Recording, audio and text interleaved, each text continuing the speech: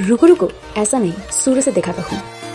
मतलबी हो जा जरा मतलबी, दुनिया की सुनता है क्यों, खुद की भी सुन ले कभी।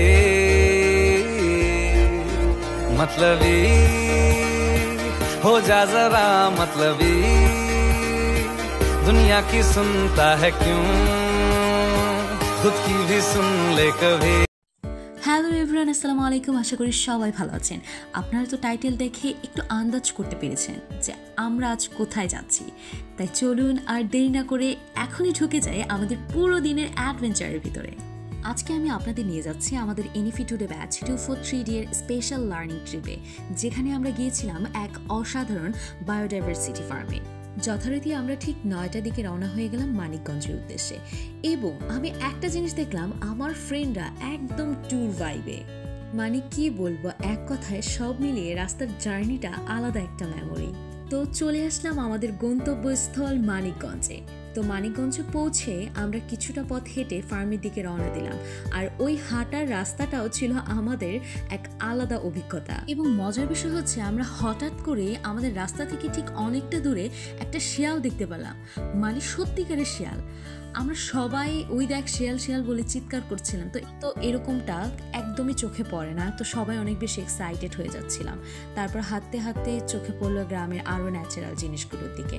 এরপর রাস্তার পাশে চোখে পড়লো আরও একটা জিনিস, যেটা হয়তো আপনারা ভিডিওতে দেখলে অনেকেই চিনবেন, কিন্তু আমরা সবাই এটার নাম দিয়েছি শিক কাবাব। এবং এটা বলে আমরা সবাই এত পরিমাণে হাসছিলাম, মানে এক কথা কি বলবো, ফানি একটা মোমেন্ট ছিল।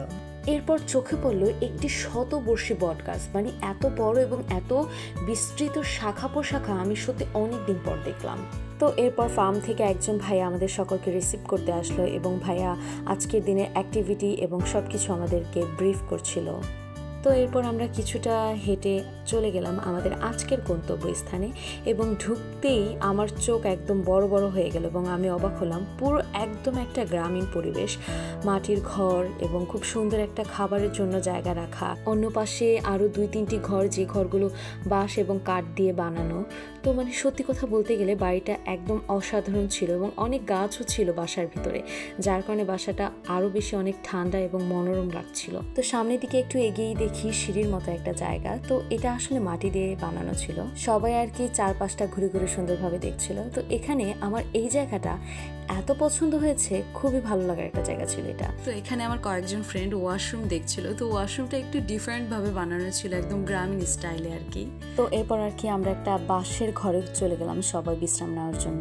বিশ্রাম নেওয়ার শেষে আমাদেরকে আবার ডাকা হলো, এবং ধানের অনেক ধরনের প্রজাতি আমাদের দেখানো হচ্ছিল, যেটা আমরা নোটও করছিলাম।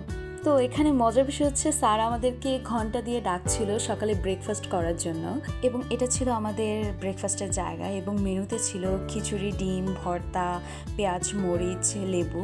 সো খাবারটা এত অসাধারণ ছিল, এবং আমাদের সার্ভ করা হচ্ছিল মাটির পাত্রতে, যেটা আমাদের খাবারের প্রতি ইন্টারেস্টিং আরও বাড়িয়ে দিচ্ছিল। এখানে সবাই যার যার পছন্দ মতো খাবার নিচ্ছিল, এবং আমরা সবাই একসাথে বসে খেয়েছি। সত্যি বলতে খাবারটা এত মজা ছিল, এবং সব কিছু অনেক ফ্রেশ লাগছিল। খাওয়া দাওয়া শেষ করে আমরা যাচ্ছিলাম আমাদের আজকের পাঠশালায়, মানে ওপেন পাঠশালা, একদম প্রাকৃতিকের মধ্যে বড় একটা গাছের নিচে, মানে যেখানে ছিল একটা কালো বোর্ড আর চক। মানে সবাই আমরা ওই জায়গায় বসে একদম পাঠশালা স্টাইলে ক্লাস করছিলাম, মানে যেন সত্যিকারের ন্যাচারাল একটা ক্লাসরুম ছিল।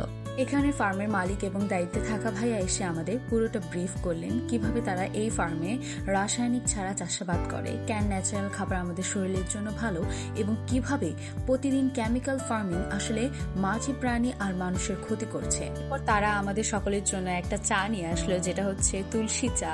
তো চাটা এক্স্যাক্টলি আমার কাছে ততটা ভালো লাগেনি, তবে খুবই রিফ্রেশিং ছিল চাটা। তারপর আমাদের একদম সরাসরি নিয়ে যাওয়া হলো তাদের ল্যান্ডের ভিতরে। সারি সারি লাইনে চাষ করা সব ফসল, অর্গানিক বীজ, সব কিছু এত সাজানো গোছানো ছিল, এবং আমরা তাদের রাখা বীজ দেখলাম পরের মৌসুমে যেগুলো আবার মাটিতে রোপণ করা হবে। তো সবজির মধ্যে একটা সবজি ছিল খুবই ইন্টারেস্টিং, যেটা হয়তো বা অনেকে আপনারা দেখেছেন। এটা একটা সিম, যার স্টাইলটা একদমই আলাদা।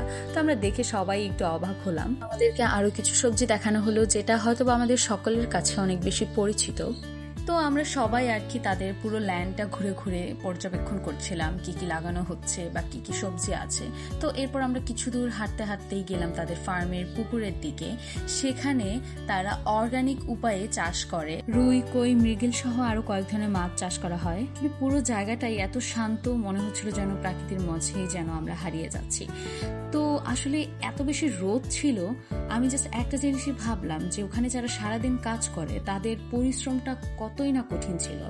তো এরপর আর কি আমরা কিছুটা হাঁটলাম, প্রায় অনেকটা পথে হাঁটলাম এবং হাঁটতে হাঁটতে পৌঁছে গেলাম একটা নদীর কাছে। মানে নদীর বাতাস এবং নদীর শব্দ সব মুহূর্তটা আরো স্পেশাল করে তুলছিল। আর এখানেই শুরু হলো আমাদের ফান টাইম। মানে আমরা সবাই ওখানে জুতা খুলে নদীর পানিতে আমাদের পা ভেজাচ্ছিলাম এবং আমি সহ আমার বান্ধবীরা এরকম করছিলাম যেন মনে হচ্ছিল যে আমরা কক্সবাজার চলে আসছি।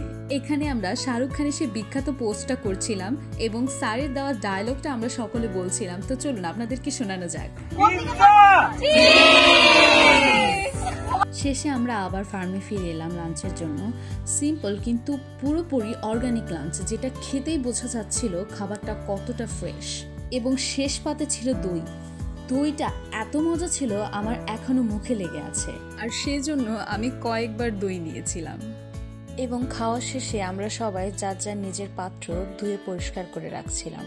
এবার চলে আসলো বাসায় ফেরার পালা। তো ওখান থেকে আমি কিছু ইনডোর প্লান্ট নিয়েছিলাম এবং আমরা সবাই আস্তে আস্তে আমাদের বাসের দিকে রওনা দিচ্ছিলাম।